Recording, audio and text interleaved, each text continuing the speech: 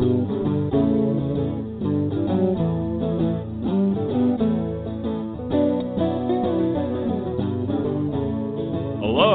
and welcome to Vacation Station, hosted by Lisa and Nancy, editors of BigBlendMagazines.com.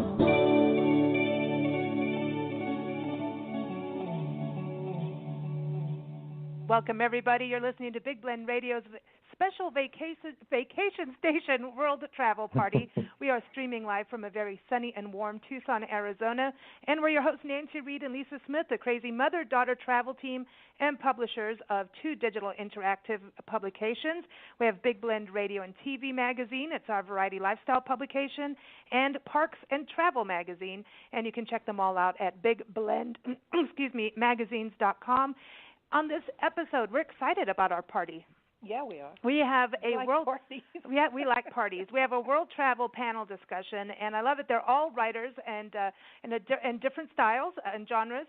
We have Melissa Hinshaw joining us. She's a freelance travel writer and publisher of MLiss Travels. I'm going to say MLiss so everybody knows to go to her website, at MelissTravels.com. We have Steve Piacente back on the show. He's the author of a number of award-winning books, 3 of them.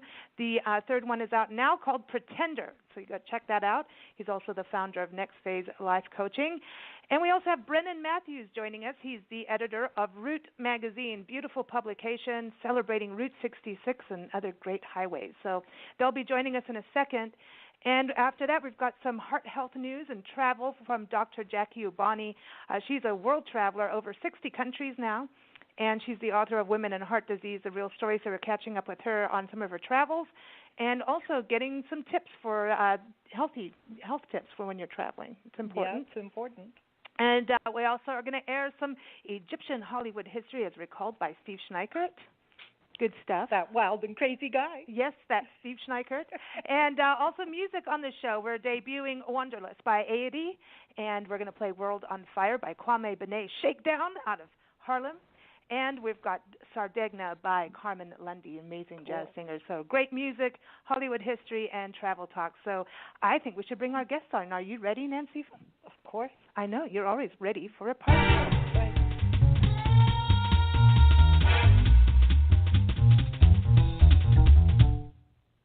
Now, ladies first, we've got Melissa Hinshaw. Again, go to her website, MelissTravels.com. So it's MLiss, which is LISS, MelissTravels.com. And she's a travel writer, a food writer. And when you go on her website, you'll see she likes cake and all kinds of good food. She's also part of the International Food Wine Travel Writers Association, a great organization, and they're sponsoring today's show, so you can check that out at IFWTWA. We call them IFTWA. So, Melissa, welcome to the show. How are you? Fine. I'm doing great today.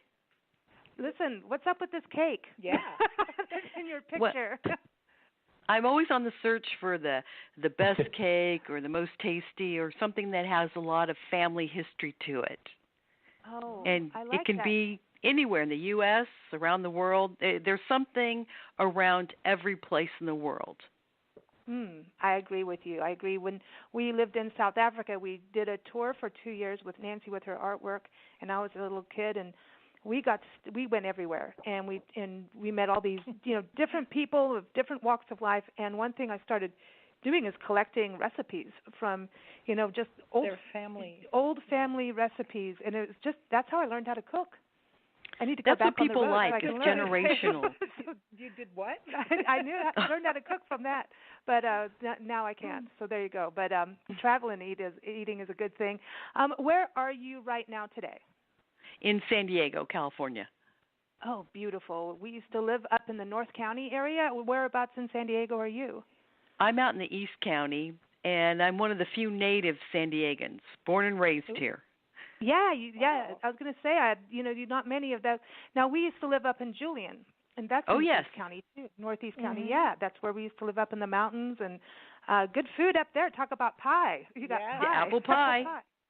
They're That's known for their right. apple pies. Oh, delicious, delicious. Okay, so now let's get our next guest on, Steve Piacente, no stranger to Big Blend Radio. In fact, I think he was our first happy hour guest 2 years ago. He is the author of Bella and Bootlicker.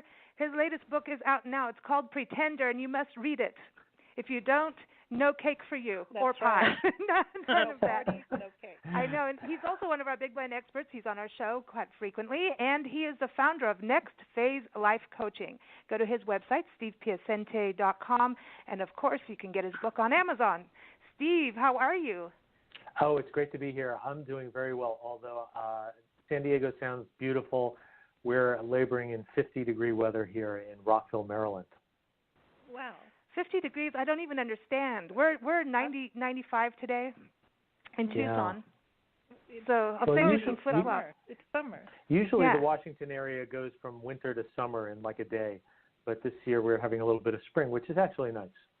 No, that's good. Cool. Well, 50s isn't, when it's in the 30s and stuff, that's not, it's rude. It's just not going to happen. It's not going to happen. So now I heard that you had a book festival. You've got your launch going. What's been happening with Pretender?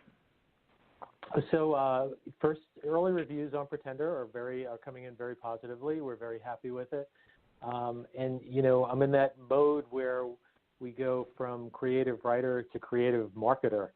And so I am doing a lot of local appearances, trying to get more active on social media, and, just turn that writing into marketing, which is not an easy transition to make, but got to be done if you want anybody to read the stuff.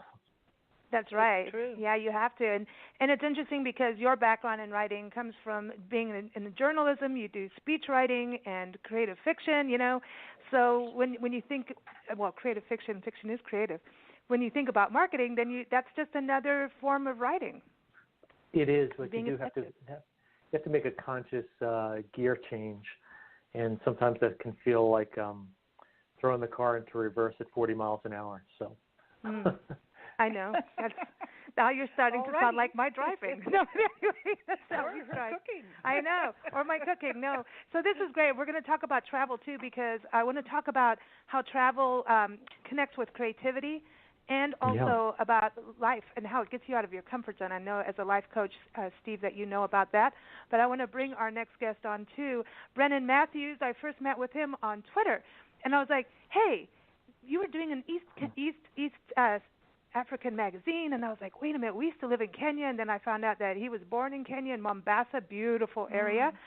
He is now the editor of Root magazine, and you can go to his website, brennenmatthews.com, or just go to rootmagazine.us. It's a beautiful publication, and I'm so excited to see Route 66, the stories, not just behind the destination, but it's the people too, and how he connects it to that route, because it's so important. That's, to me, like the lifeline of America if you're going to go across country. So I think it's so exciting to have a magazine like that out there. Brennen, welcome to the show. How are you? Thanks, guys. I'm good. Good to have you on here. So Route magazine, what led you to, hey, I'm going to do a magazine on Route 66?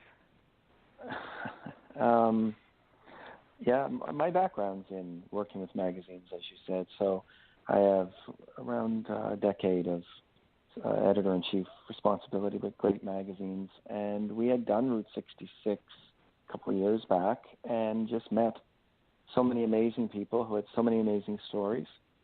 And, from Chicago to Los Angeles, the landscapes and the scenery and the history and the culture and the food and the fashion and the people, it's just so diverse and so amazing from start to finish that it's been being celebrated since Michael Wallace's fantastic book in the early 90s. Route 66, The Mother Road, was released, and then, of course, that led to the Disney Pixar film Cars, which then helped the road get a bigger resurgence in 2005 and onward. But there wasn't really a lot of great magazine media that focused on human storytelling and the people behind the history, but also current day-to-day Route 66. And so we've been down the road, start to finish now, four times in the last 19 months, and we just really realized that, there's a lot that needs to be told and shared with current generations and future generations. And we just threw our expertise together, got a great team, global team, and launched Root with a lot of support from a lot of really great people. That's awesome. And everyone, again, routemagazine.us is where you can go. They're on social media, too. Now we've got San Diego. We've got Maryland. And happy birthday to Maryland's birthday was yesterday. Steve's out there. Even know now, that. Brennen. Yeah. I geek out on holidays and history like that. But Brennen, you're not on Route 66. You're up north, and so I want to know if you're in 50 degrees weather, because you're in Toronto today, right? We are at 57 or 58 today, I think. But tomorrow is supposed to jump up to the high 60s. So that'll be nice. All right. Hey, we're getting there. We're getting there. I like that. Little by little. Yeah, I think that you and Steve should come out, visit Tucson and San Diego. It'll be cool. I would say be warm, but and sunny. So this is really interesting. Mombasa, Kenya. So that's where you were born, and it's like, wow. So when did you decide to come to North America? We've been here for a little over 2 years now, and so I'm from Mombasa. But unless you're in tourism, there's not a lot of jobs there, so most of us end up finding our way to Nairobi, the capital city. And so, we came over around 2.5 years ago in New York initially for a touch, and then up to Toronto. Right on. We used to live in Karen outside Nairobi. That's where I'm from, in Nairobi. Really? Wow. Yeah. Wow. Karen, it's where my son was born, and it's, that's home. Wow. Yeah, that little, the country club. Karen Country Club. Yeah, we lived across from there, across the ditch at the time, in what used to be the slave quarters. The slave quarters. For Karen Blixen, servants' quarters. Yeah. That's so interesting. Yeah, it's still very much a popular restaurant, and still gets, hundreds of thousands of tourists visiting the museum every single year.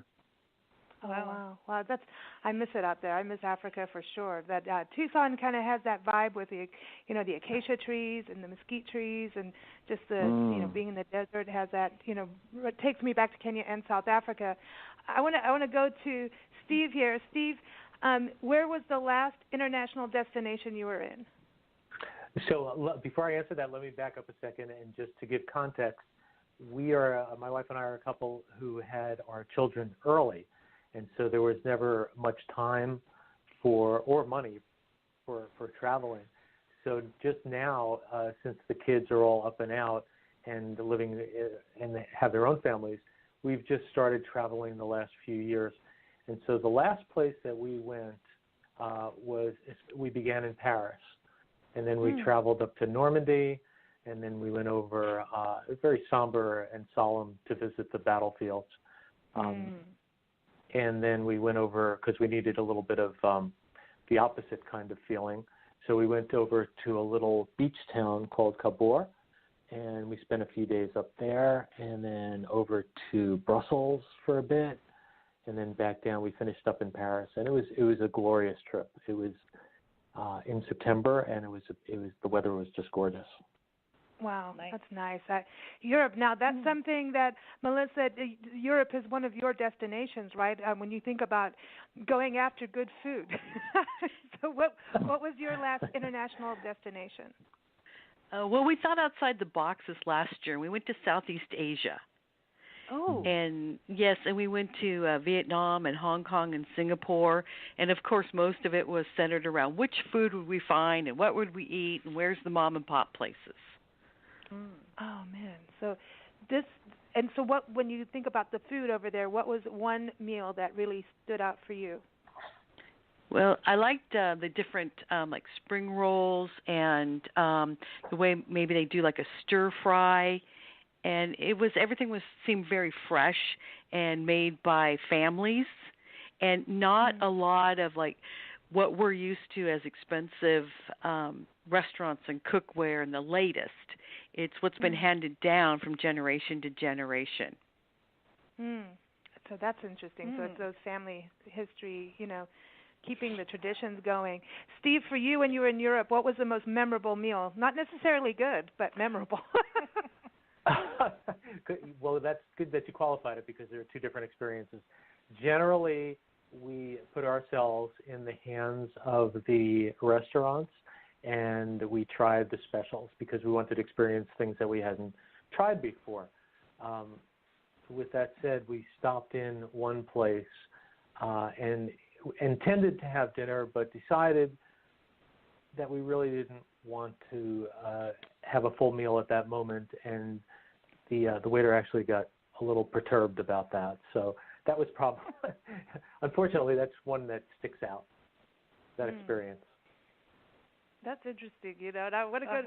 Now, Brennen, Toronto, from what I know, it's like a very multicultural city with a lot of music and a lot of good food. But since, you're editor of Root magazine, I think we need to know about one memorable dish that you can eat, because you've covered food, and there's a lot of steak in there and sodas. Like, there's different things in roadhouses. So tell us, what is one memorable meal for you on Route 66? You know what? As you guys know, 66 just has so much diversity with the culinary experience. But, I come from the coast in Mombasa, so I'm really partial to seafood. So I think Santa Monica has so many wonderful restaurants.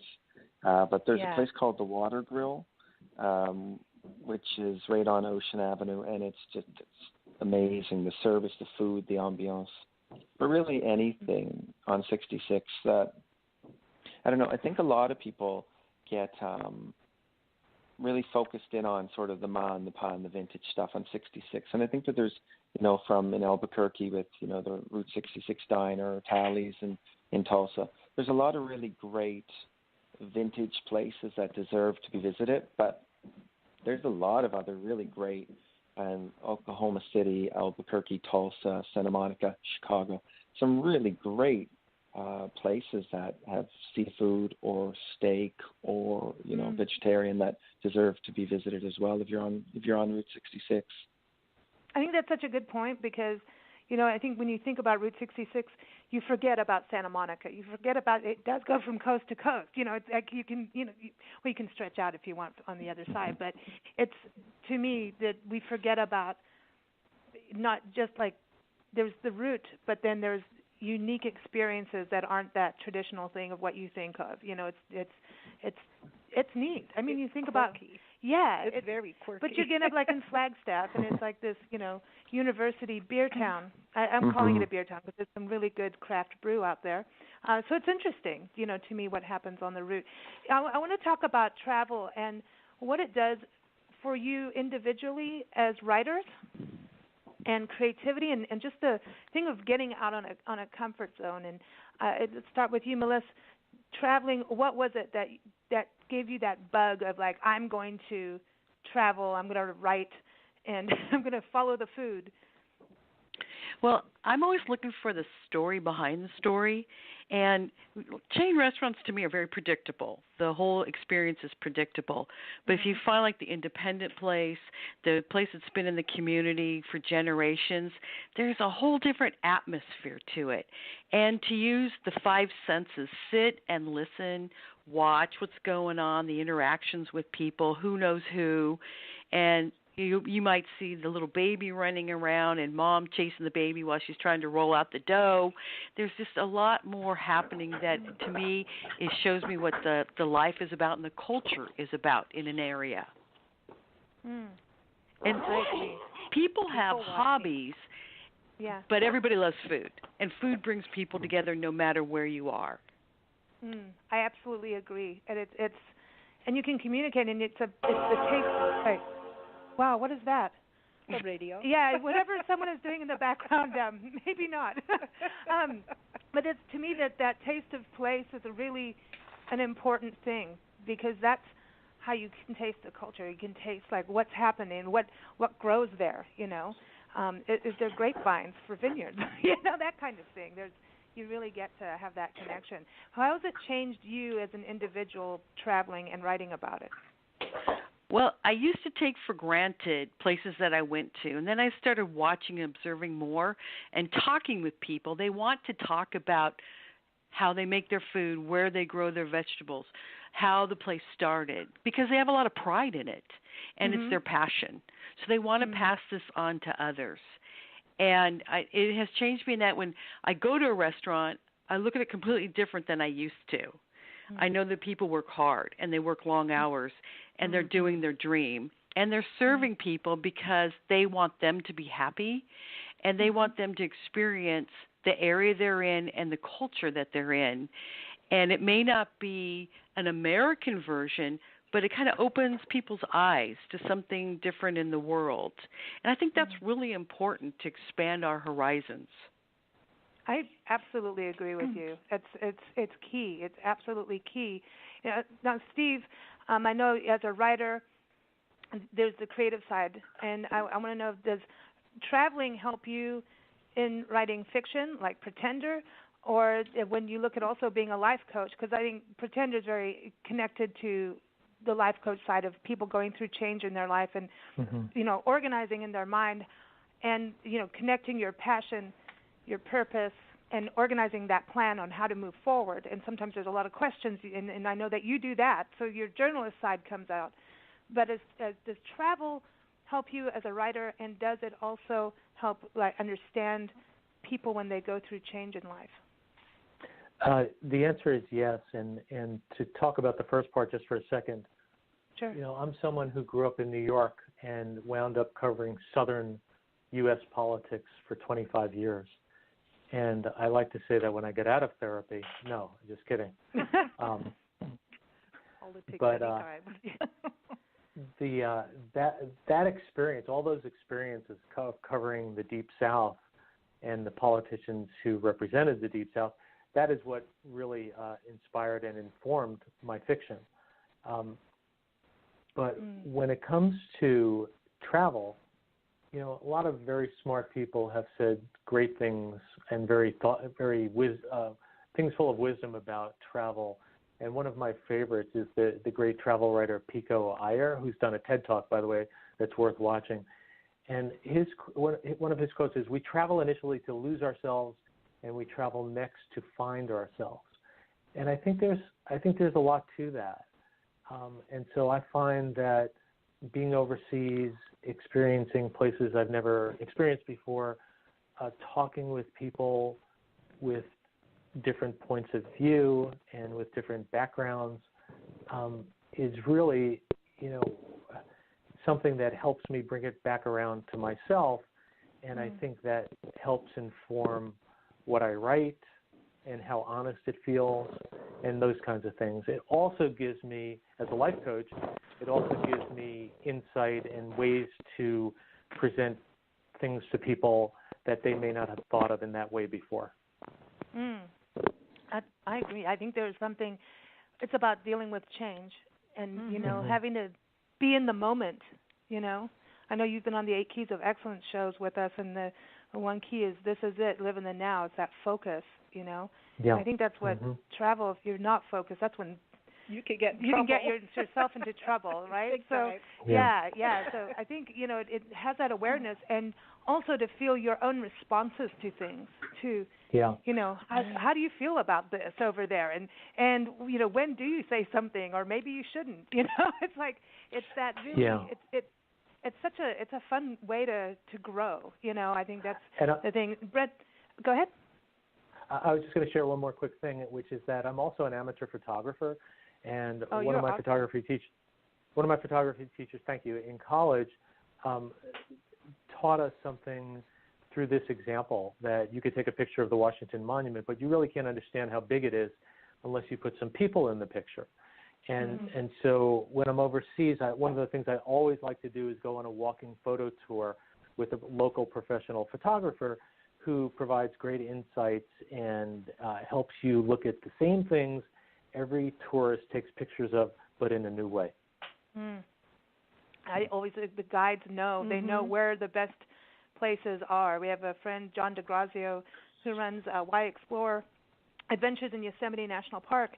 And especially if you're on a short time frame, you need to get right down to it, And it's like he'll take you to the places that most people don't know, or they'll drive by or, walk by, and he'll go, he's famous for this. If you get down, you'll be able to take that photo better. Yeah, he's like, get down. Exactly. But he wants you to roll around in the mud, truly. And I know his ears are ringing right now. But he changed perspectives, and you learn other skills, when you go with people like that. Brennen, I know that you work in a lot of film and TV, and then you're also in publishing, so the photography aspect is a big deal. Do you photograph at all? I do, yep. I'd like to think I have a better eye than I do talent, but it's certainly something that I enjoy. But I've worked with a lot of really renowned photographers, and so they're really talented. So I guess that's kind of what I'd base myself against. Now for you, travel, I mean, going from Africa and East Africa, because Mali, you've been to Uganda, it was also Tanzania, right? Am I right on that? I've been all through Tanzania. I never lived there, but I've been through the whole country, yeah. And then coming over to North America, did that change you, that travel experience? You know what? My life's been a little more complicated than that because, well, just due to different family circumstances and et cetera. So I actually did my graduate studies in Eastern Canada 16 years ago. So I was there for 2 years. And I lived in LA for 2 years when I was a very young actor at 18, a lifetime ago. So I think certainly coming over initially, it was an eye-opener. But it was, in Kenya, we grow up so much with Western culture, be it music or TV or film or fashion. We all know things like the CIA or, Langley or Quantico, or, just from watching media. And so we really grow up with so much Western culture around us that while it definitely does impact us when we cross culture like that, we're very much sort of steeped in it by the time any of us are old enough when we come over here. Wow, that wasn't my experience. Not at all. No, That's funny. No, because when I was there, I was a little kid, and there was one channel on TV. One channel on the TV, and everything was the Palm Beach Club. The Palm Beach Club. That was it. Yeah. No, that's very different. That's the government channel that you're talking to. But it was cool. But this was in the 70s, so this was probably a little earlier. We barely even bothered to watch television. Yeah, but back then you wouldn't. Yeah, that's back in it was mid 70s, and but we also lived out in the bush for a long time, so that you didn't get that. So I always knew things from Nancy and her telling me stories about America and reading books, and then we lived in England, and we went, we hit the punk era. It was awesome. Yeah. And then we left that and we went to South Africa, and then that became more westernized in a different way. And I wanted a Rolling Stone magazine so bad growing up. I was like, and then we, I always say this on the shows, it's like I couldn't wait to get to America and go to San Francisco because Janis Joplin was there, but she wasn't. I went there, So there's just these ideas you have in your mind, when you're traveling around, and you think, no matter what, these connections you have. It's interesting. So in writing, that's the interesting, talking about photography and this creative side of it. Melissa, with you traveling, how are you taking notes? Are you writing food? Are you trying to get recipes when you're out doing that? Or, do you take your own photos too? I do take my own photos, and I really concentrate more a bit about the angles. I've come a long way with that, and these cameras now on the phones are fantastic. So I'll do some research ahead of time about an area, what food they're known for. Then when I arrive, I may have a preconceived idea what it is or where I want to go, but it may end up being a different street or a different item that I'm going to have. Because I'll start talking to people, like in a coffee shop. Where would you go for the best pastry around here? And then they'll say, go down to this store or whatever. And then maybe that leads me to another one. So it's like, being on the ground, finding out where the places are that sell the food and invite the people in, and you learn about them. Have you ever eaten something and you kind of liked it, but you weren't sure about it, maybe the texture's a little bit different than you thought it would be, and then later on when you found out what was in it, you were totally shocked? I have to think about that a bit more. I've been recently eating more of the mole sauces because, they're from Mexico, and then we have them around here, and I've been experiencing, okay, how many chilies are in there? What is in that? I didn't know there was cocoa in there. That's interesting how they combine it all and get all those textures and flavors to blend, where I would just use cocoa to make brownies. Right. No, in Mexico, we used to live in Ensenada, and there's the pollo place, the chicken place there. Yes. They made this mole that, I would go, I just, give me the mole in buckets. Forget the chicken. And they would change it, but there was these different family recipes, and then one day, it didn't work very well for me, and I found out I was allergic to almonds. And to tree nuts suddenly, but I grew up on them. But it's just one of those little things about growing up a little bit. And all of a sudden, my throat was just I could barely breathe and everything, and I didn't know why. But it was this that they use almonds in there, and you find out all these different things. The mole thing is crazy. Everybody needs to have mole though. But I've just always been nervous ever since then. But I didn't know they were putting nuts and the chocolate and all that, the cocoa. Yeah, interesting. I want to know from each of you, if you were to live somewhere completely just as an expat for a year, just to see what it was like to live in another country, and maybe you've been there, maybe you haven't, which country would that be? So Melissa, where would you go for a year? It's all I would go to for, Italy. Oh, Italy. Yeah. I do love Italy. And the simplicity of the food, the pastas, the salads, the bread. Simple is better. Very cool. Now, Steve, what about you? Where would you live? Well, once again, we're in a little bit different situation because I would want to be someplace where my 3 grown children would want to come visit with their families. So that's a different factor in the equation. So I'm thinking maybe the south of France, which would give us access to a lot of different places. I think a lot of people would like to come visit you, including us. We could do a show from there. Yeah, we could do a wine tasting show. Is that okay? That would be perfect. That would be awesome. We could redo the happy hour show. Okay. That's right, and that's in our element, as you know, for sure.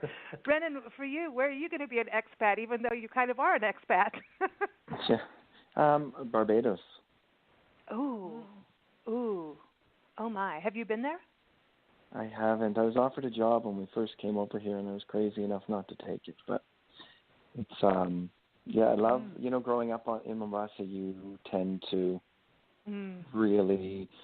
I don't know, we always visualize the Caribbean islands and the whole Caribbean Sea with romance, I suppose, as though they've done it a bit cleaner, clearer than us, but I'd love to see that for myself.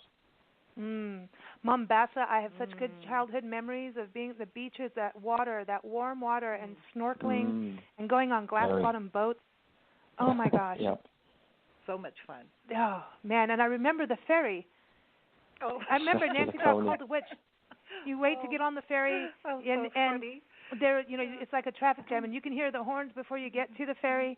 Everybody's honking, and you go and you wait and you wait and you wait, and there's all the stalls, and these chickens were running around, and Nancy started clucking at the chickens, and this guy comes running up, wait, Magunga, you witch, because the chickens were coming back to you. The chickens all came over. Yeah, they started hanging out with us at the car.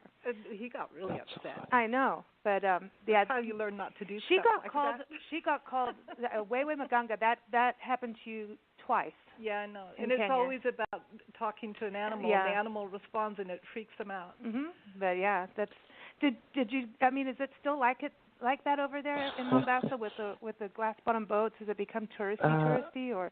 Yeah, I mean, listen, the tourists are the only ones who do that stuff, but yeah, it's still there, and the Likoni Ferry, of course, is still there. Although a ton of money has gone into trying to create a causeway that can be used, because the ferries are constantly breaking down midstream, just kind of floating down into the sea with tourist cars on it. So that's no good for anyone. And so, that's funny. yeah, it's I suppose, but So it's still there, and but lots of travel, and Melissa is still very safe. It's 2014.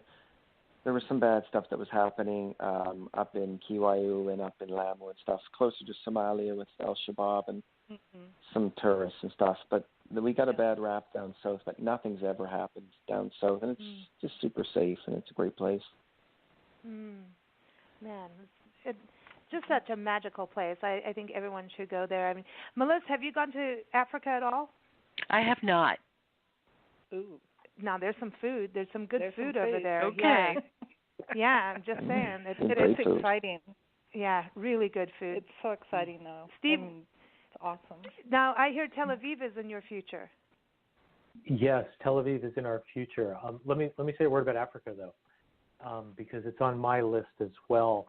And one of the reasons that it's on my list is because in my day job as a media and presentation trainer, we do a lot of work with the World Bank, the International Monetary Fund, and a lot of the folks who work for them are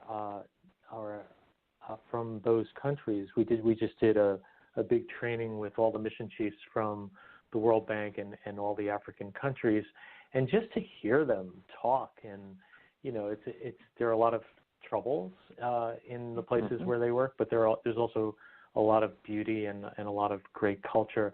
So my interest is piqued, and I definitely am going to get over to the continent at some point.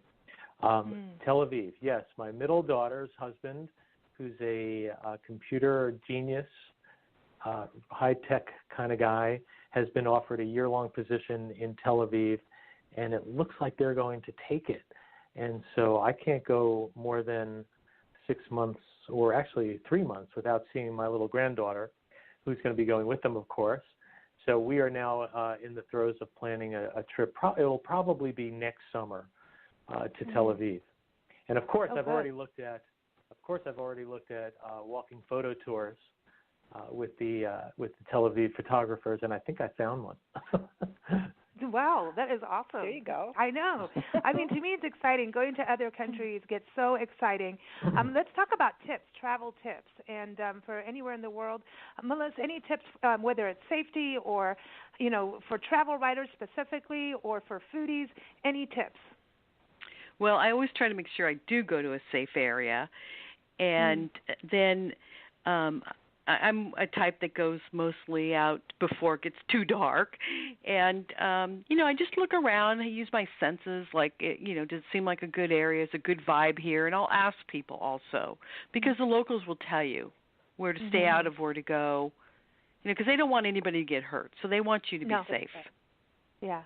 And if you talk to locals, and even if it's a different language, and you try to learn their language, there's something really beautiful in doing that, because that's where we cross those barriers. We cross those borders, and where connection starts to happen if you try. Yes, I met a lady down in Buenos Aires, and I asked her about a particular cooking school, and it was out a ways. And she and I didn't speak the same language. However, with her hand and eye motions, she was telling me, be careful. Watch. Oh, Buenos Aires, man. Ooh, I want to go there, too. There's a lot of music happening down there. Yeah. Yeah, and they're interested in blues and soul, and I want to go out there, and it just that whole region, man. I think people just need to remember to keep their focus on what they're doing and their surroundings. Most of the time you come away from a country realizing that the people who are afraid of it are the people who have never gone. And things can happen in any country, including our own. So it just really is about being aware of your surroundings and not daydreaming and thinking of something different. Exactly. I think that's where you really get into trouble. What about you, Brennen? Any on that? tip? Go ahead. I just want to drop in something really quickly, because I just finished Alan Alda's, the actor Alan Alda has written a book, and his big thing is about helping scientists and engineers become better communicators. And one of the big tips, the name of the book is hysterical. The name of the book is If I Understood You, Would I Have This Look on My Face?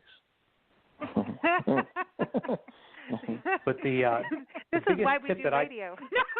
kidding. But the best tip in the book comes toward the end, and the tip is just what Melissa was talking about a second ago, which is pay attention to what you're paying attention to. Ooh, yeah. Mm-hmm. That's exactly it. That's really true. Brennen, do you have any travel tips, or whether it's international or even doing Route 66, is never go below half a tank. That goes without saying, I think. But you know what? I mean, just expand on that just a touch, because I did want to mention something about 66, and that's just, there's a lot of really cool places around the world. We've all been to many of them.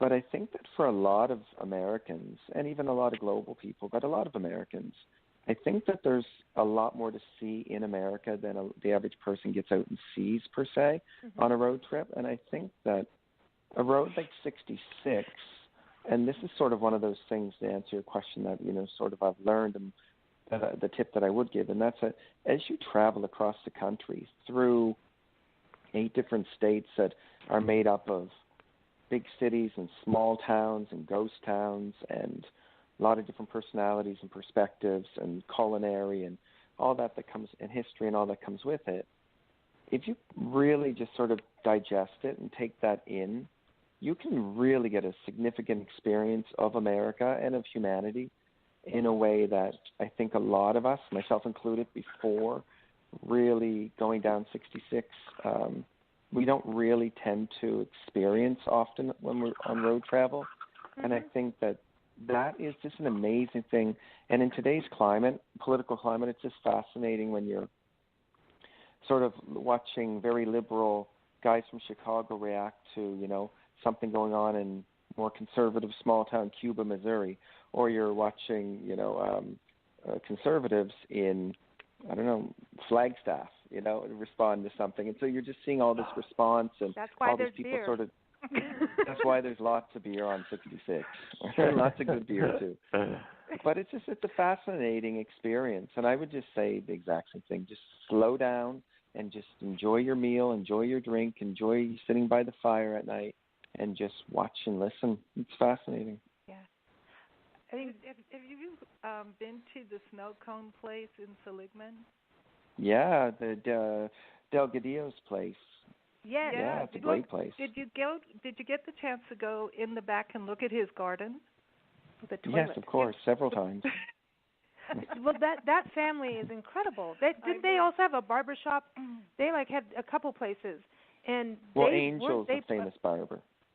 Yeah, they really saved Route 66, put it on the historic highway map, or really got it back for the state of Arizona. They're incredible. Well, and I'm so glad to see Hackberry in the magazine too, by the way. Hackberry's great. Yeah. We have a big story coming up in the 4th in the big summer issue on Bob Waldmeyer, and who actually established Hackberry General Store. But just quickly on Angel, it was really interesting because back when the Oklahomans and guys from Arkansas during the Dust Bowl era, they were coming through, obviously heading to California due to the dust storms and their farming being unviable. And Angel and his brothers used to make fun of them as they were going by in convoys. And Angel's dad said to them one day, he said, "You knuckleheads, you guys just don't get it. You're making fun of these people that are making their way to California trying to find a better life. You're also Oklahoma. You're also Okies. We just can't afford to actually leave this place." From Muskogee. That's they're fun. They have a band. I think they have a band too.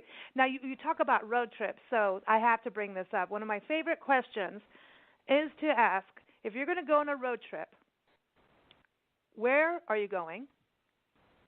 You're going to leave from where you are now. Where are you going? What's your destination? Who are you taking with you? And then we have to know, what is the album? What is the road trip music like? Because that's crucial for a road trip.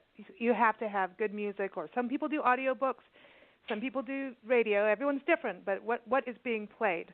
I don't know if it's going to be on the radio anymore. I don't know how everybody does things differently now. But let's start with you, Melissa. You're going to leave East San Diego, and where are you going? Probably our next trip will be to Wickenburg, Arizona, where some relatives are moving to. So that will be good. That'll be a nice, easy drive there. And then we'll go around like maybe Tucson and Phoenix. And great food, pizza is known for that area now. And then we'll listen to maybe like a 60s radio station or one of the old comedians on the radio. Yeah. Mm-hmm. I like that. Now, okay, so you're going with your family that's moving to Wickenburg? That's no, it would be my husband and I traveling there to see them. Okay. Well, when you get to Wickenburg, yes, there's a bench that you can sit on that's across from this old brick church. And the church is really interesting because it plays the bells. Mm-hmm. And recording. Yeah, and they play Anchors Aweigh with church bells. Oh, my. So, yeah. Yeah, there's a wonderful resort out there too. We had a good time in Wickenburg, that was fun. And then there's the cowboy. I'm going to get the name wrong. I can't believe it. Caballeros. Mm-hmm. There's a wonderful art museum with cowboy art, Western art. It is one of the best in the country, and it's just absolutely just jaw-dropping, the art in that place. And so if you get a chance to go there, I highly recommend that. It's great. And it's another example about why it's important to travel and get out of your comfort zone, because when you mention a town like Wickenburg, people just kind of like turn their nose up and laugh.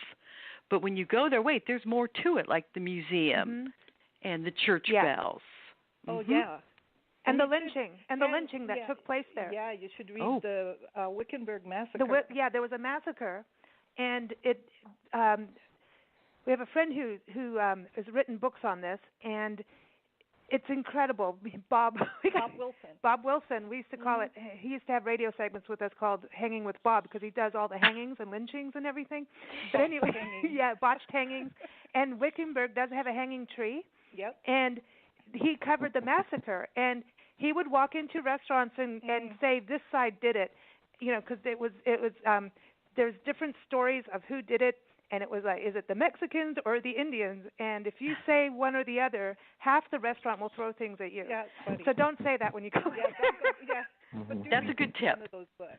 Yeah, Bob Wilson. If you read, those books are incredible, and it really tells you. He goes around and he's where Pearl Hart got caught there. Yeah. Pearl Hart, the bandit. One of the few women bandits of the Southwest. Bandit. Yeah, she got herself out of the Yuma Territorial Prison by saying she was pregnant. But she wasn't. From a guard, but she wasn't. Anyway, yeah. Well, I can see I have plenty of stories to write that I hadn't even thought about yet. Yeah, they have good food out there too. And there's some back roads and there's some beautiful roads. And you come to Tucson, please let us know. Steve, I want to know about your road trip. I had to do a quick business trip to Chicago last summer, and I got just a very quick look at the lake and all of the activity downtown. And I thought it would be fun to go back there with my wife, who's probably the only one who could bear to be with me in a car for that long. So it would be me and her, and we would probably start off with the Eagles and add some NPR podcasts and a couple other things along the way. But, that's where I think we would go. Nice. And she'll get you to stop the car and go do some yoga, right, from what I'm seeing on your photos from your trip? Yoga is involved. She was a special educator for 30 years and then retired last summer, and now is teaching. Has brought those skills to a yoga practice, and she's actually one of the most popular yoga teachers in the area now. So I think the skills transferred nicely for her. But one thing that she is good at, and this kind of plays into what Brennen was saying earlier, travel shakes things up, and what we don't want to do is get to a new place and be our same old selves. So try to shake up your schedule, try different things, try to be more spontaneous. And my wife is good at getting me to be like that.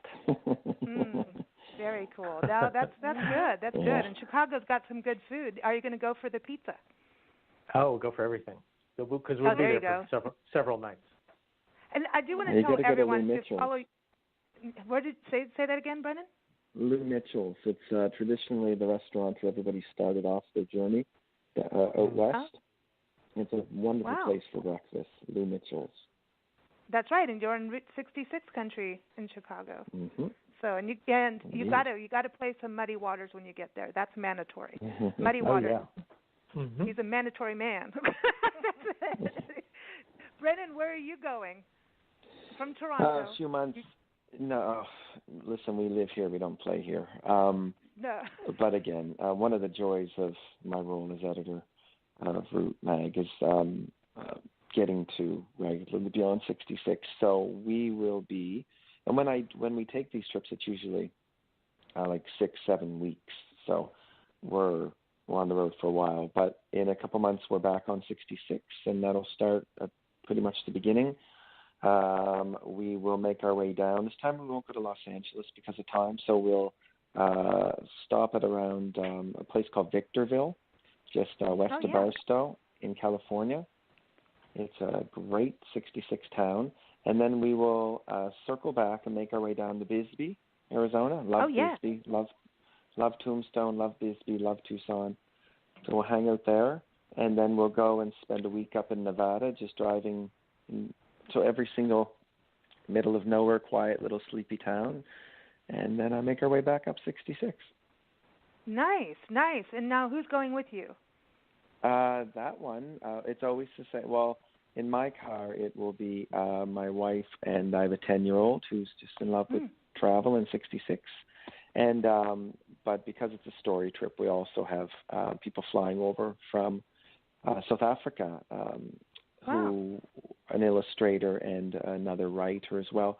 And we do a big annual story from this trip, 2 of them actually. It's 2 parts that make up sort of the magazine's hot list for venues and for dining in respective issues.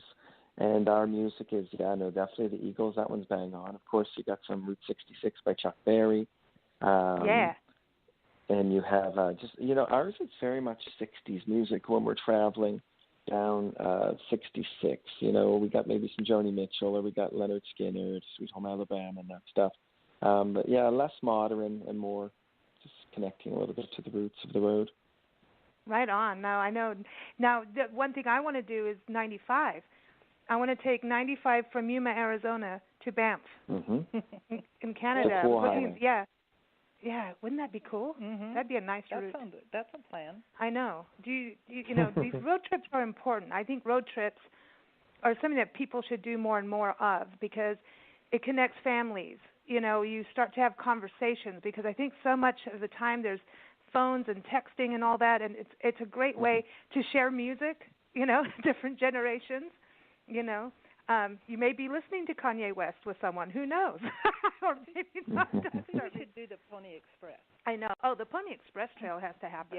Yeah, we travel by trails, historic trails, as much as we can, and it's something really neat, because you start to learn the history, and you're going where people walked or went on horseback. Or it's there's just that history of people moving.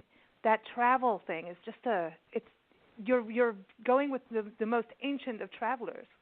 That's where you're following through. It's so cool to do.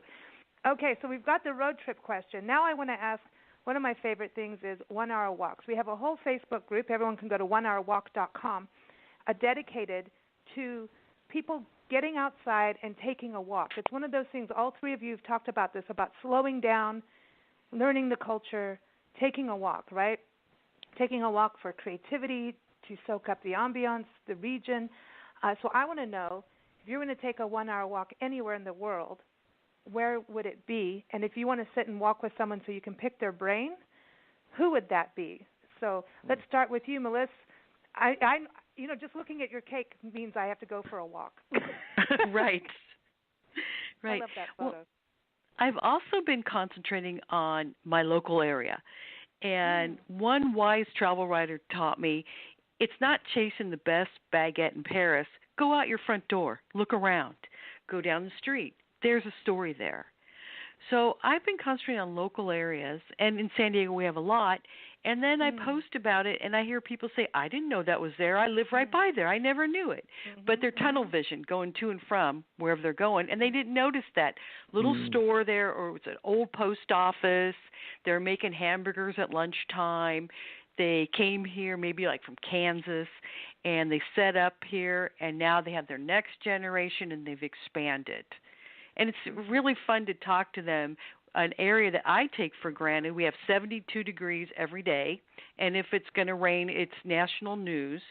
And so just to sit and talk to them what they came from and how they started, just from the bottom up. I like that. And your area is beautiful. You've got such historic towns. Like East County, I just think is one of the most undiscovered places, to be honest, when it comes to San Diego. And when people think of San Diego, they just think beach. Yeah. And San Diego County, I think it's the largest county in California. And the East County, to me, is really fascinating because we have border history. We have the history of, ranchers and vaqueros. And, we've got such a, agricultural history, too. Wine. We've got Civil War history. The San Pasqual battlefield. And I mean, to me, your area has got, have you been to Descanso Gardens? I just wanted to ask that because I want to know if they're still there. Well, the town of Descanso is out in East County. Yeah. And then there's Potrero Boulevard. And you're out in the sky is clear and the mountains. Wyatt Earp was there in his day. And you still have like a little grocery store, and they can tell you where the trails were, where famous people crossed over. And so there's just a wealth of history there up in Pine Valley and Julian. And our county goes from the beaches to the mountains to the desert, 4,200 square miles. So there's so much to do right here. And the Butterfields the stage over the mail route. And you've got also the Juan Bautista Dam, the National Historic Trail goes through there through Borrego. But the other trail to me is Old Highway 80. And that's right, it's historic. Cool. Yes, and Flynn Springs, a couple owned this antique store, and it was all painted up like an old railroad stop. And I would go in there, and they would just teach me all the history of this area. And I think they're past by now. And the last time I drove through Flynn Springs, I went into Pine Valley. I couldn't find them, or Descanso. It was Descanso. And in Alpine area, and I couldn't find the same. It's developed a little bit more. Let's put it that way. But I don't think it's what they had done a long time ago. But they were the coolest couple. They were so sweet. Yeah, you're right about that. Yeah, that old Highway 80 that went from Florida all the way across. So, just saying, Brennen, next magazine for you. I was in Tigby Island, which is in Georgia, and that's where old Highway 80, U.S. Highway 80 started, and it ends here in San Diego. Okay, so it is Georgia. I knew it was on the back east, like Florida. I didn't think Georgia. That's right. You're absolutely right. See, I want to cover that really bad. That's something cool. Okay, but now, 1 hour walk. Was there a specific place that you're going to take this walk? I like La Jolla, the La Jolla Shores. Ooh. And there's the caves there, and the old abalone shells are in one of the restaurants. And it used to be Sleepy Town, and it's where the celebrities came, and it's changed over the years, but it has a lot of character to it. And you have to walk because you can't park anywhere. Yeah. That's true. And Gracie and Frankie, which I can't remember the name of that. Yeah. That Netflix show was filmed there, so everybody should go just so you can see Lily Tomlin. That's what it's all about.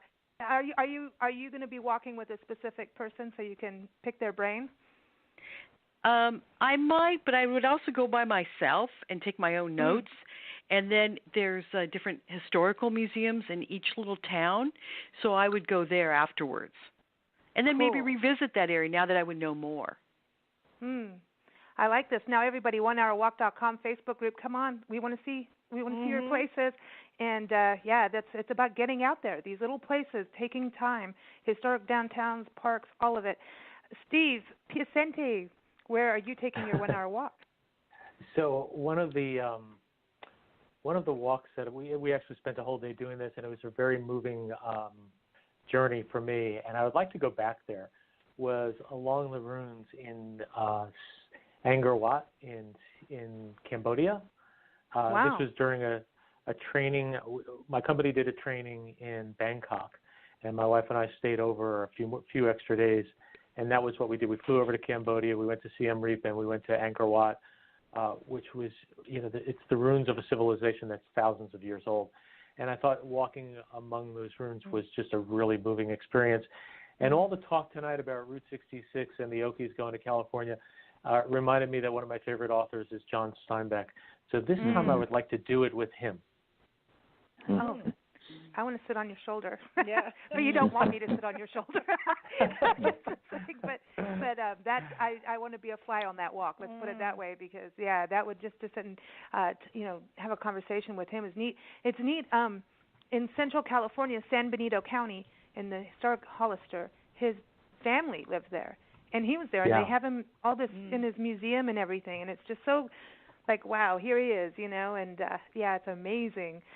Brennen, for you, where's your 1 hour walk? You got to get out of the car. You got to get out.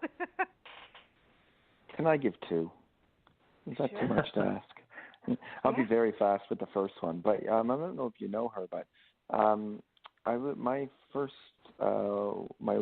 walk back home would be with a writer and conservationist named Cookie Gallman, and Cookie's best-selling book, I Dreamed of Africa, was sold like 4 million copies, and she's just amazing. And she's been shot numerous times trying to save animals. And I've grown up with her daughter, and I know Cookie well, but she's just amazing. But I'd walk around.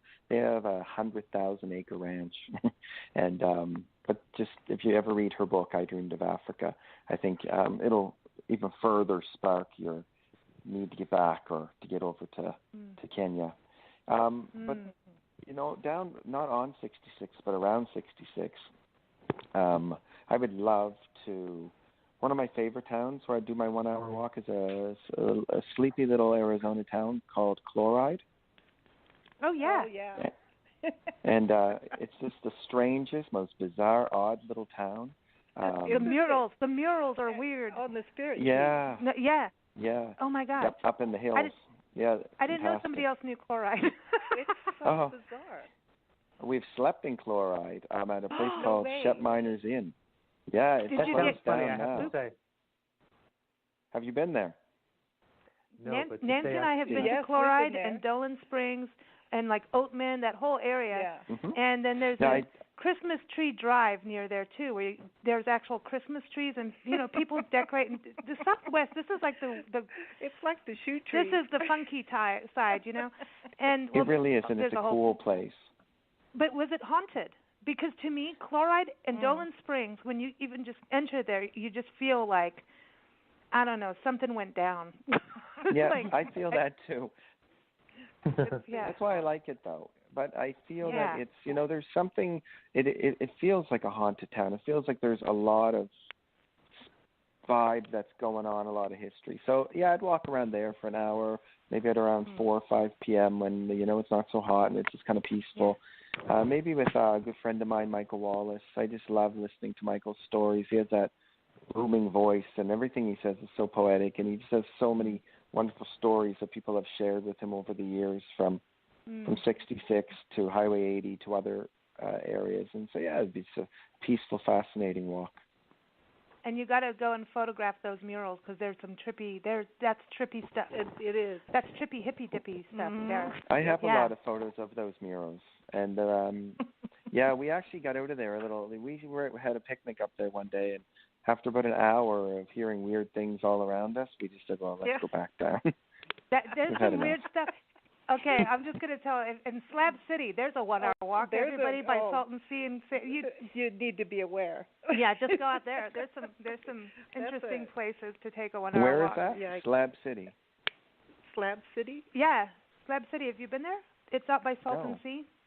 Okay, so it's that's also creepy. It's on the east side of the Anza Borrego Desert State Park, Borrego Springs. Oh, okay. And I've heard Salton of it before. Sea used to be a big place back in the 40s and 50s of people going and hanging out there. Melissa, you've been out there, right? Yes, I have. I knew it. Okay, and nearby is the Banana Museum. All about bananas. Museum. See?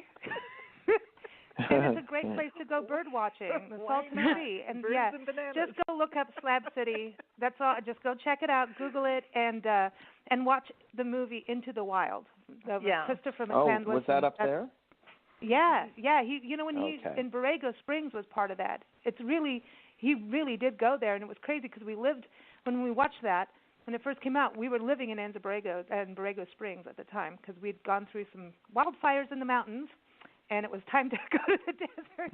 And so that's where we were for just like 6 months. We lived out there, and then we lived up in Joshua Tree area, and all that area was covered in that, and the Grand Canyon, and that's still one of my favorite movies for road trips. Tell you what, man, that was a true trip. But and then he landed in Alaska and passed there, Yeah. And Steve, you went to Alaska, and I'm still very jealous of that. I know. I was very jealous seeing all those photos, but you made me really happy posting all of them on your Instagram account. So thank you for that. Well, sorry about that. But Juneau was a real interesting place to go to. I I bet, man. I want to just the whole history. Alaska's history is fascinating, and everyone's got to go out there. I want to thank you all for joining us. I want to make sure everybody knows your websites and social media. So Melissa Hinshaw, everybody, it's melissatravels.com. So it's M as in Melissa and then LISS. So melissatravels.com. And social media-wise, you're on Twitter, right? And also Facebook. Are you on Instagram? Yes, and Instagram. Okay, cool. I'm going to go find you on Instagram and follow you because you have the best food photos. I'm telling you. You got to go to our website. You'll be hungry. It's really good. And then everyone, for Steve Piacente, his book Pretender is out now. Go check it out on Amazon. Also go to his website, stevepiacente.com. He's also up on blendradioandtv.com in our expert department, and you can listen to past interviews with him. He also has one about being a life coach, his insider on that, and also about Pretender, so you can learn more about the book. He's also on Instagram, and you've got to follow him on Instagram. I'm just saying. His photos rock, and every morning I'm like, where's Steve? There he is. And like, wow, look at that. So very dramatic, amazing photos. So follow him there. And that's at Steve Piacente, right, Steve? On Instagram? Yes, correct. Thank you. Mm-hmm. And then on Twitter, it's Words Prof, because he's a words professor. He's a professor of words. He is a professor. So there he is. Take us to school. Brennen, everybody go to brennenmatthews.com, and we met you on Twitter. So it's it's Brennen and then MT. Is that right on Twitter? ME. But ME. Sorry. Yeah, don't worry. At that point, as a managing editor. So, but yeah, it's better if they go to Root Magazine 66 for Twitter or just Root Magazine for Facebook. That's probably. Yeah, and rootmagazine.us. Magazine's much more interesting than me. Yeah. Go to the website, rootmagazine.us, and connect there and learn where you can get it and go get it because it's a fabulous issues, I should say, that we have two of them. And it's great because it's reconnected us in places that we haven't been for a while, and it makes us want to go and discover the whole route. So I love the stories you have in there. So congrats on that. Congrats also, Steve, on Pretender being out. And I know you can have another bestseller award winner on your hands, right? Just saying. I hope. Thank you so much. Well, we know. We know. We know everything on that. But I want to thank you all for joining us, and also thank the International Food, Wine, and Travel Writers Association, an incredible network of travel journalists that get together and also work with all these destinations around the world. And so check them out at ifwtwa.org. We're going to play Sardegna. This is a beautiful song from Carmen Lundy, an incredible jazz singer, a composer, also an artist, an amazing artist, an amazing lady. She comes on our show every time she has a new album, and it's time to get her back on because we want more music. But she's been traveling globally, so I think she just came back from China. Oh, wow. She's either on her way there or just to do a concert. It's like, hey, I'm going to China. I'm going to go perform. But she's an incredible lady. So go to carmenlundy.com, and Sardegna is on her album Soul to Soul. So here it is. Thanks, everyone. Thank you, guys. Thank you. Thank you, guys. Take care. Bye. All right, here's some music, and we have more coming up with some Hollywood history, more music, and travel stories with Dr. Jackie. Stay tuned. Stardust, where ancient voices call me. Sardinia, grotto, earth, and sand. Sky song like warm air caressing. Am I here with you, or are you here with me? I see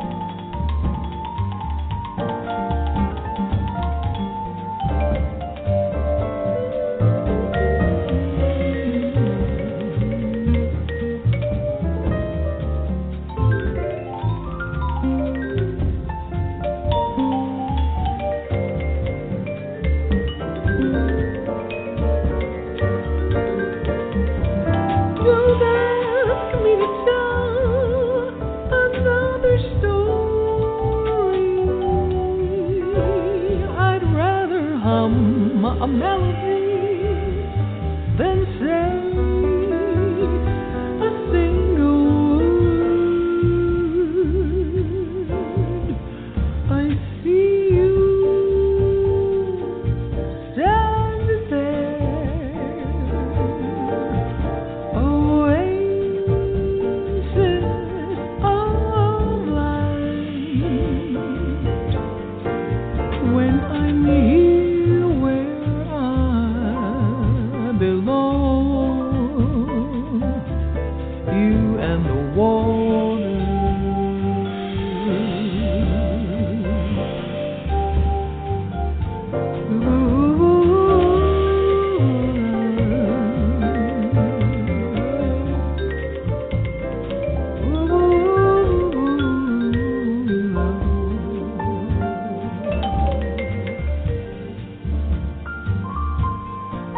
When I'm here where I belong, you and the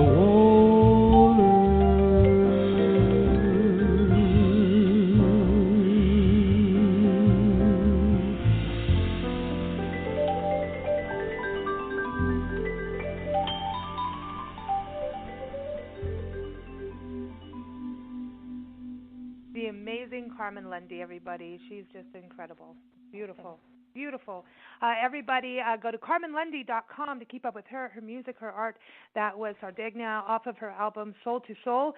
Her latest album is Code Noir, and it's incredible as well. So check it out again, CarmenLundy.com. Okay, so now it's time for some Hollywood history. Cool. With that cool dude. That crazy guy. That crazy guy. That cool and crazy guy. Steve Schneickert dude. Everybody, take a listen. You know, we love going in the vault of Hollywood histories, and they're just these gems. And this one is truly one of my favorites. Enjoy. We're going to Egypt, which, cool. By the way, I think he met Hot Mama Babushka over there. Just saying.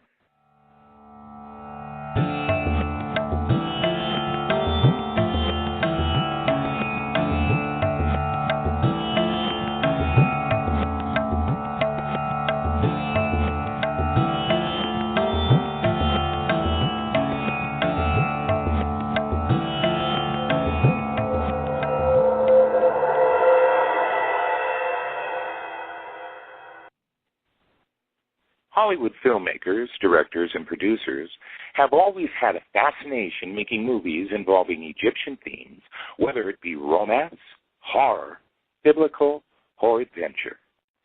Oh, here she comes. Watch out, boy, she'll chew you up. Oh, here she comes. She's a man-eater. Film historian William K. Everson once observed that the secret to the success of Cecil B. DeMille's 1934 Cleopatra is that DeMille subtly reshaped the known historical events into a contemporary gold digger makes good scenario. Queen Cleopatra, Claudette Colbert, uses her feminine wiles to become sole ruler of Egypt, by turns kittenish and cold-blooded. Cleopatra wraps such otherwise responsible Roman worthies as Julius Caesar and Mark Antony around her well-manicured little finger. To emphasize the contemporary nature of the film, DeMille adds little modernistic touches throughout. The architecture of Egypt and Rome has a distinctly Art Deco look. A matron at a social gathering clucks, "Poor Calpurnia," while the wife is always the last to know. And after Caesar's funeral, Mark Antony is chided by an associate for all that friends, Romans, countrymen business. Cleopatra's suicide from the bite of an asp marked one of the most memorable sequences in DeMille's career.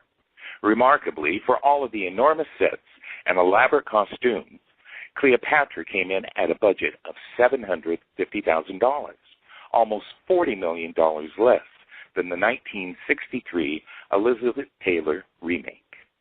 King Tut, he could have won a Grammy, buried in his jammies. Born in Arizona, moved to Babylonia. He was born in Arizona, got a condo made of stona. King Tut.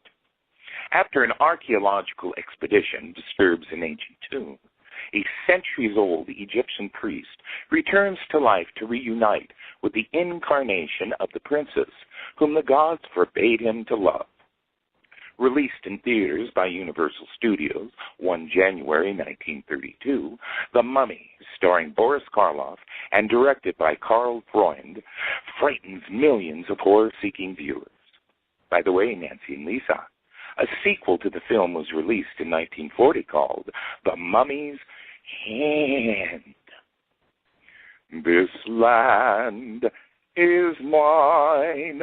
God gave this land to me, this brave and ancient land to me.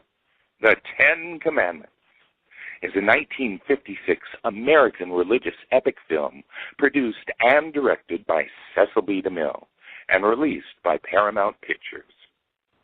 It is a partial remake of his 1923 silent film of the same title. The film dramatizes the biblical story of the life of Moses, an adopted Egyptian prince who becomes the deliverer of his true brethren, the enslaved Hebrews, and therefore leads the Exodus to Mount Sinai, where he receives from God the Ten Commandments. Filmed on location in Egypt, Mount Sinai, and the Sinai Peninsula, the film was DeMille's last and most successful work, starring Charlton Heston and a cast of thousands.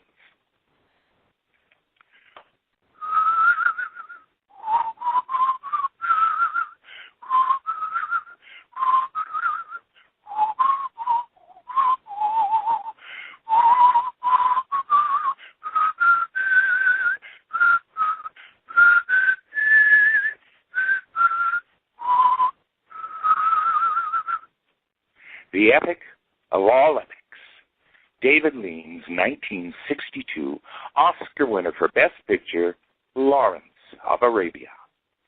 T.E. Lawrence must have been the strangest hero to ever stand at the center of an epic. To play him, Lean cast one of the strangest actors in recent history, Peter O'Toole, a lanky, almost clumsy man with a sculptured face and a speaking manner that hesitates between amusement and insolence. I have noticed that when people remember Lawrence of Arabia, they do not speak about the plot.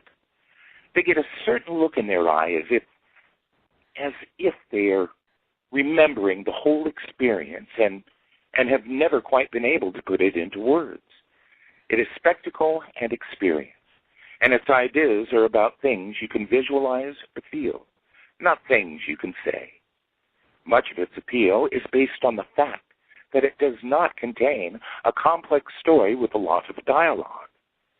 We remember the quiet, empty passages, the sun rising across the desert, the intricate lines traced by the wind in the sand. I'm Steve Schneickert, and this is Hollywood History as I recall it.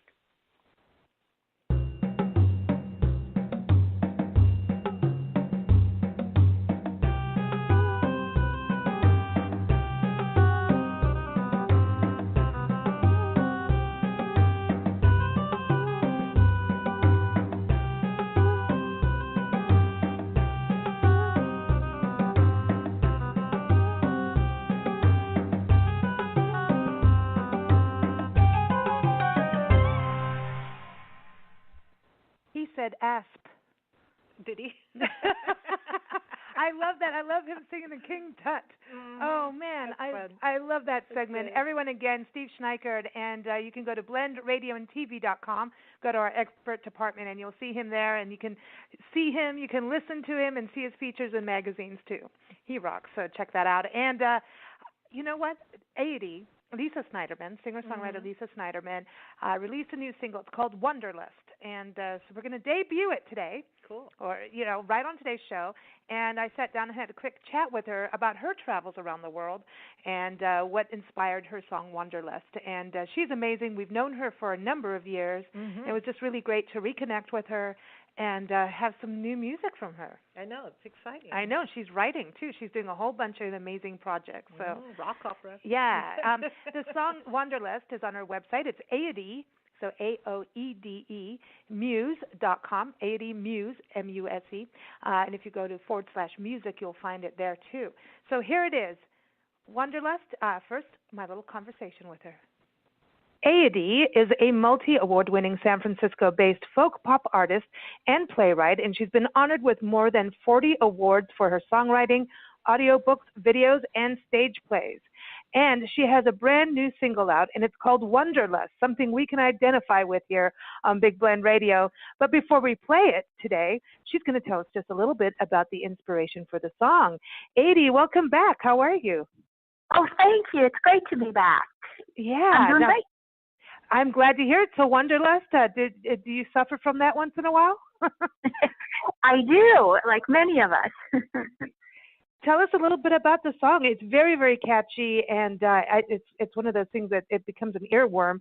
Tell us a little bit about how that started for you, writing it down. Yeah, so there were two main bits of inspiration for it. One is that I've been actually creating musicals for the last several years, and so I've been getting back lately into writing more songs for licensing for film and TV.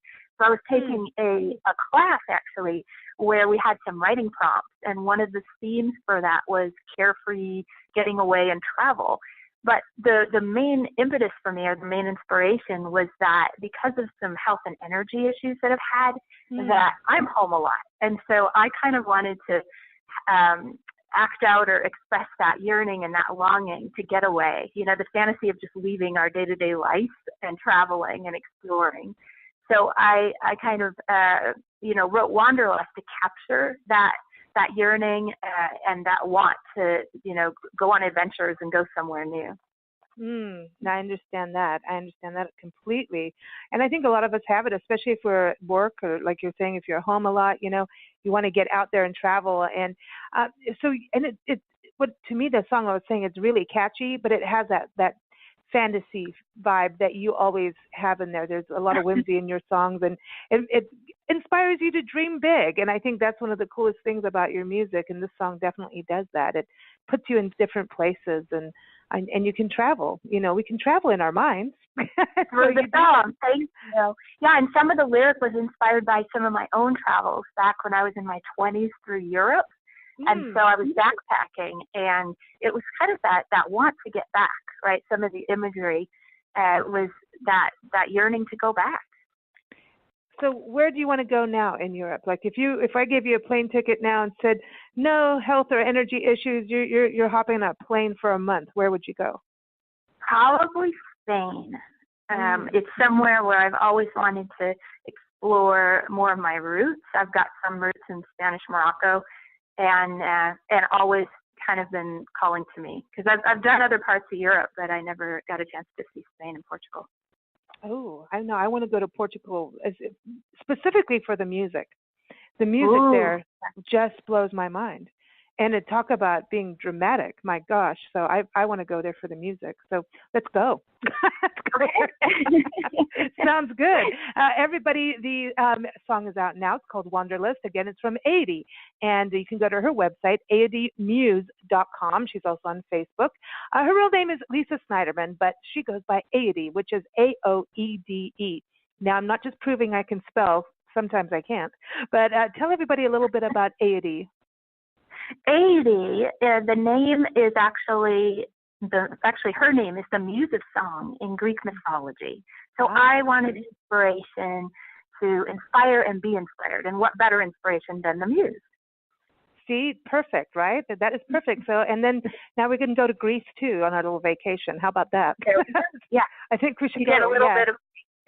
Yeah, that's important there as well. So everyone, again, the website is aodmuse.com to learn more and to get her music and get involved with her audiobooks, and you've done so much. So always a pleasure. Thank you so much, Lisa, or Eubany, excuse me. Thank you so much.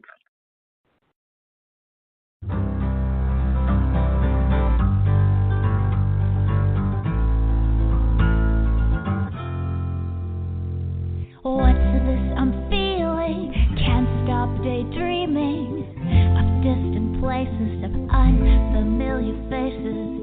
I can't sit still. I'm jumping planes and riding rails and reading thirst editions in Sidewalk Cafe. must be wanderlust, 'cause I just wanna be anywhere but where I belong.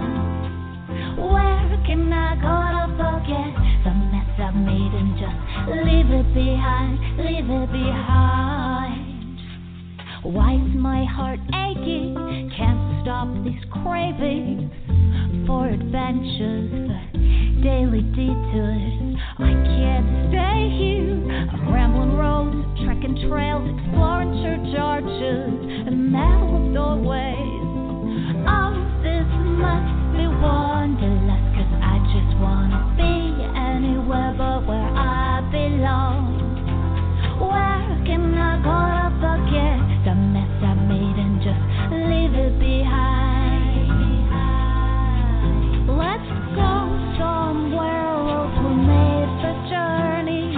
Don't care where, the point is getting there. Let's go somewhere where our hearts lead us.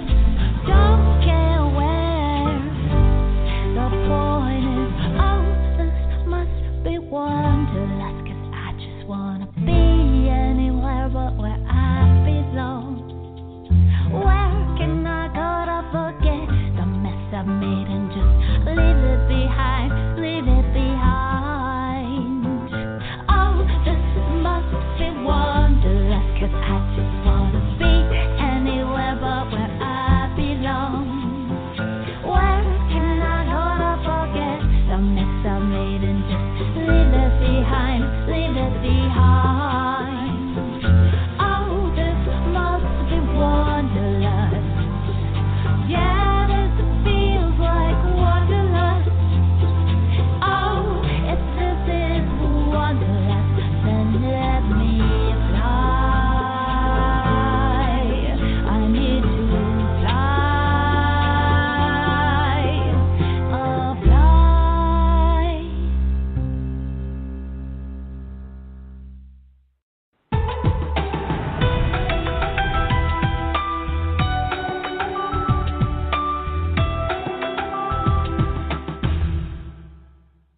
Dr. Jacqueline Eubany is a board-certified cardiologist and an electrophysiologist, and is also the author of Women and Heart Disease, The Real Story.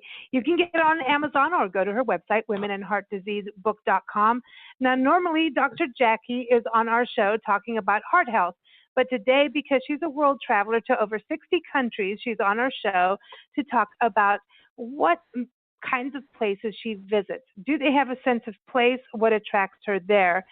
Dr. Jackie, it's good to have you back on Big Blend Radio. How are you? Good. Thanks for having me on. It's good. It's good. You know, I know we actually have had you on our World Travel Show before, so this isn't anything new really, but over 60 countries is a lot. I know you've been a lifelong traveler since, being born in Nigeria and also living in the States and then going back and forth, but now you're full-time here and have been pretty much most of your life, right, in the States? That's correct. That's correct. Okay, and then serving in the Navy, let me get that correct. If I said it was the Army, I'd be in trouble, right? Yes, you would be. But serving with the Navy, and thank you for your service again on that. But you really, that's part of travel too. Yes, absolutely. So I've been traveling all of my life. And so now you travel a lot. I know the last time I spoke with you, you told me, okay, I've been to Cancun, I've been to Israel, Panama. Is that just in this year? Is there more in this year that we missed out on?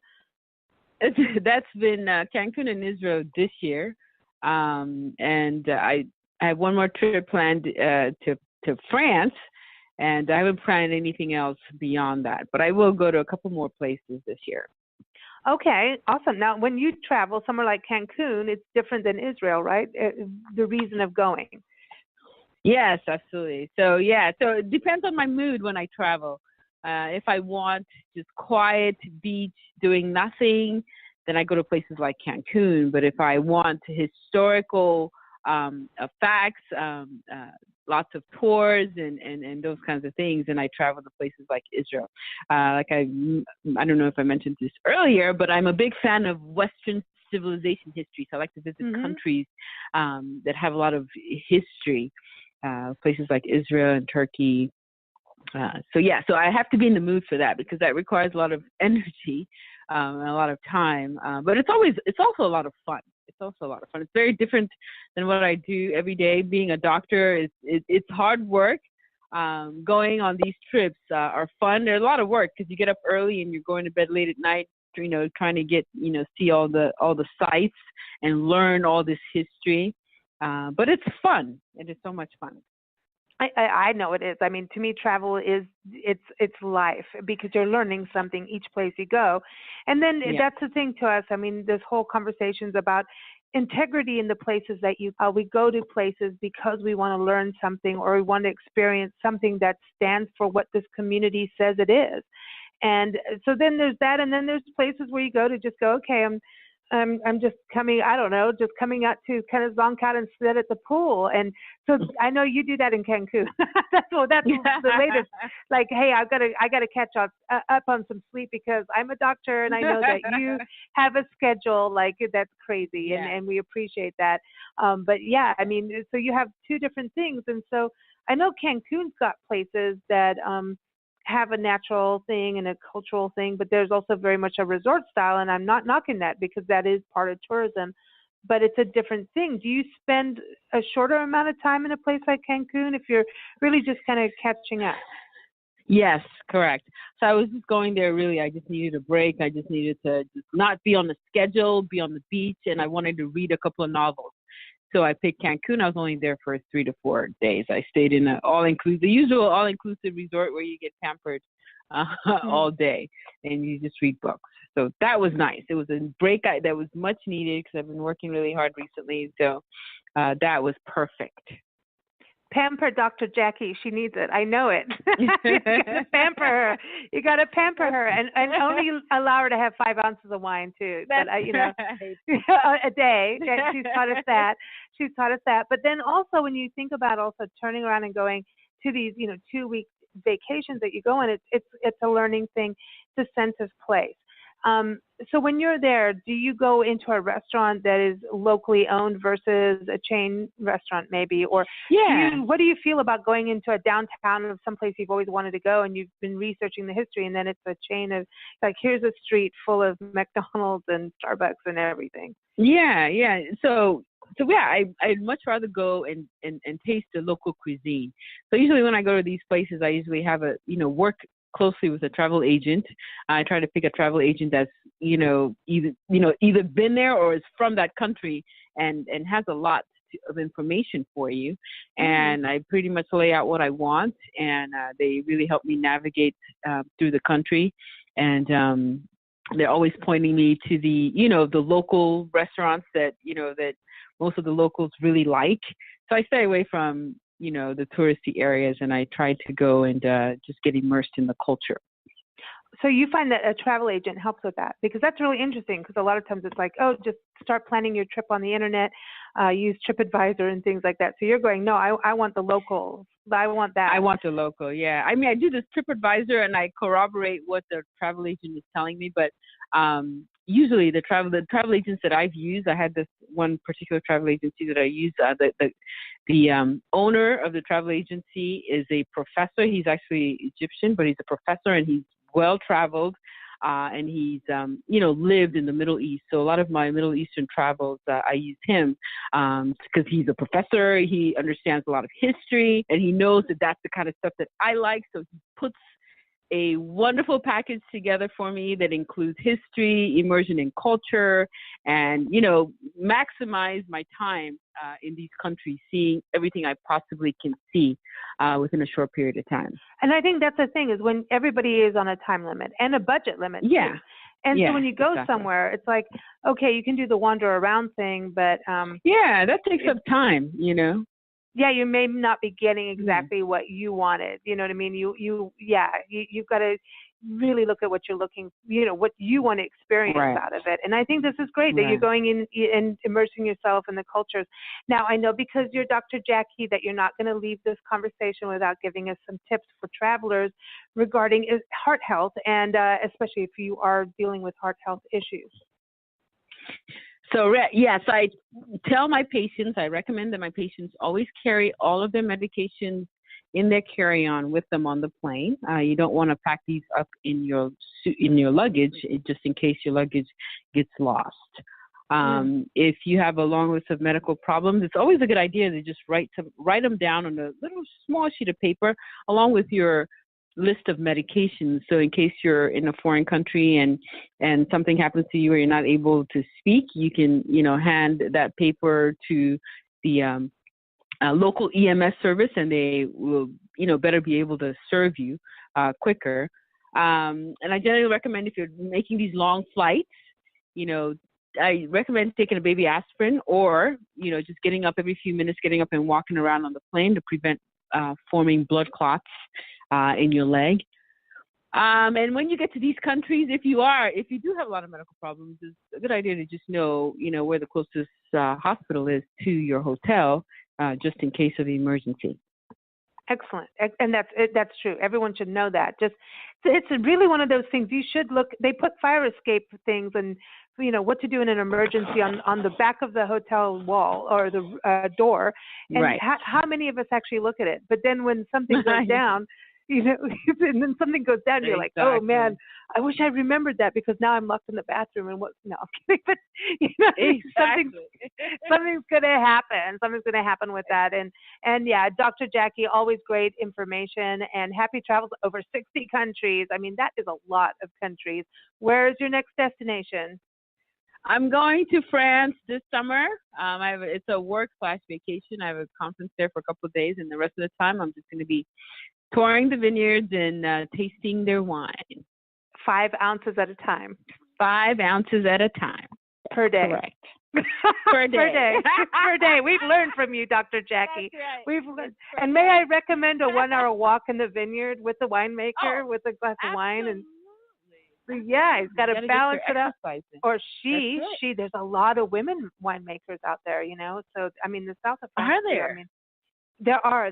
There's so many. We do so many interviews on winemaking, and it's just a lot of times they're not even on the front. You just don't hear about them at the front. But the women have been involved in winemaking for years, especially in the formation of champagne. I've learned that from Henry Larson and comes on our shows. Yeah. So we, as women, we kick butt in the wine world. It just hasn't been publicized as much. Go figure. Wow, that's good to know. Heart doctors, Dr. Jackie. There's not many up there in the lights, like you. Like, we need to have more of you out there, that people know that happens. So just saying, just putting it out there. So thank you so much for the work that you do to keep us all healthy. And everyone, here's the thing. Go get Dr. Jackie's book. It's Women and Heart Disease, The Real Story, Dr. Jacqueline Eubany. And you can get it on Amazon, but also go to her website, womenandheartdiseasebook.com. If you go to blendradioandtv.com, you'll see her in our expert department, and you can read her articles and listen to her interviews and get all kinds of good health tips to keep you on that forward path of good health and happiness.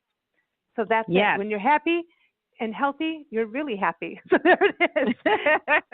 Thank you so much, Dr. Jackie. Always a pleasure. Always a pleasure being on with you guys. Thanks. Happy travel. Thanks. You Bye-bye. too. Happy travels. Bye-bye. Yeah.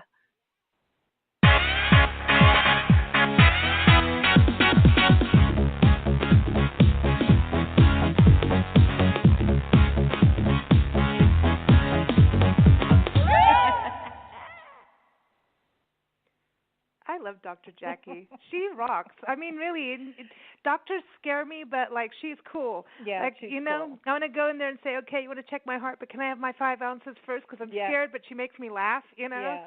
She's super cool. She's got a great sense of 60 countries is a lot, man. Mm-hmm. Wow. I mean, and she works so hard. So it's so awesome. And what a great show. Steve Schneickert's Hollywood History. Mm-hmm. I love that. King Tut. I'm going to walk around saying that. And she got bitten by a nest. And the hand. He did the hand. And 80's new song, Wanderlust, awesome. Carmen Lundy, an incredible. I mean, she's amazing. I love Carmen. Mm-hmm. She's got such a good voice.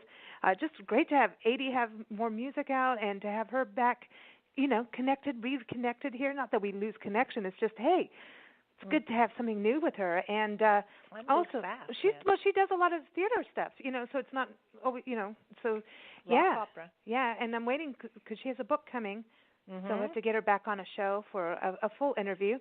And obviously, Brennen Matthews, Melissa Hinshaw, and also Steve Piacente talking about their world travel experiences.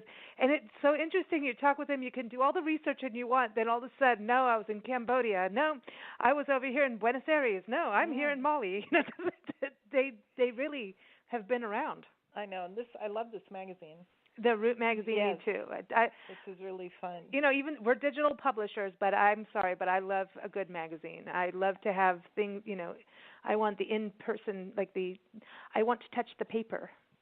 Well, look at that. It's so pretty. Yeah. He's got some great stuff going on there. And also, I just think that this whole thing about world travel is so important for us to keep moving and going into different places. But Nancy, your next road trip. Well, we talked about. You want to do the Pony Express? I want to do the Pony Express, and I want to take Wyatt Earp with me. Are you going to listen to the Eagles? That's so funny because I think I would listen to something different. Yeah. I like the Eagles, but I think you hear them all the time. I would like to hear stuff that you don't hear. Unless it's Eric Burton. Well, now that's a whole different If it's Eric Burton, story. you're listening 100%. Yes, that's exactly. That's nonstop. Yes. Okay, so Eric Burton. Yes. We'd get tickets. We'd get speeding tickets. Oh, I was going to say tickets to what? No, well, a concert? A ticket to ride.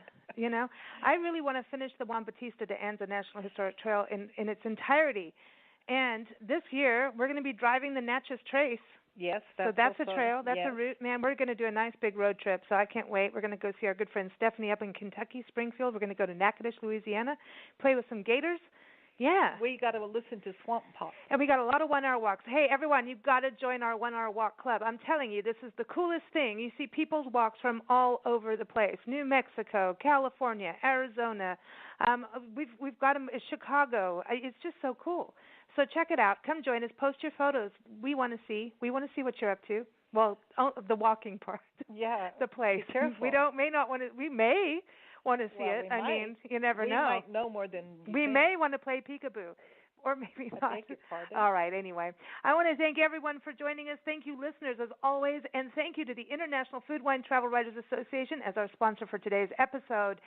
Go to ifwtwa.org if you're a writer, a food writer, an author, a cookbook author even, or if you are a visitor bureau, anybody who is in a destination that is out there to promote it. It's just so important that writers and destinations unite so that people can know about these places. Look at the work. You know what? Brennen was on the show. I mean, and Melissa, what she's up to. This shares these places, especially these small places you never think about, like Chloride, Arizona. That's trippy. That's the first time we've had a conversation about chloride on our show. It's trippy. There's some weird stuff there. And he said, that's it, I'm going back to Africa. I heard weird things. It's weird. Go to Chloride, Dolan Springs. Just go check it out. And you got to go to Oatman and play with the burros. It's all here in Arizona. Beautiful Arizona and sunny. We are going to close the show with some good music. Good. Because, yes, there's drama in the world, but love conquers all. So we're going to play World on Fire from Kwame Benet in the Shakedown. Are you ready? From Harlem. Yeah, and Kwame's from Ghana. His origins are from Ghana and also West London and now in Harlem, New York. And he does travel quite a bit. They've been over to Europe on a tour. They came out here to the West Coast. We're hoping they'll come hang out with us in the desert here in Tucson. And so check them out at KwameBenetShakedown.com. And the album, it's their new one. It's called Roots, Rock, and Universal Love, and that's what we need more of. Don't forget, Big Blend Radio airs live. Well, sometimes we're live, sometimes we're not. We just air. We have a lot of air. I don't even I can't believe I just said that. I do.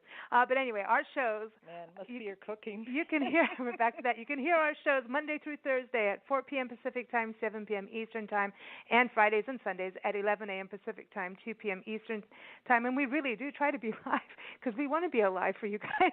So check us out at bigblendradio.com. That is the entire schedule's up there. And you can also click through and listen on demand. So check it out, bigblendradio.com. For our magazines, go to bigblendmagazines.com. But here it is. World on Fire. Everybody have a great rest of your day and happy and safe traveling. The hand.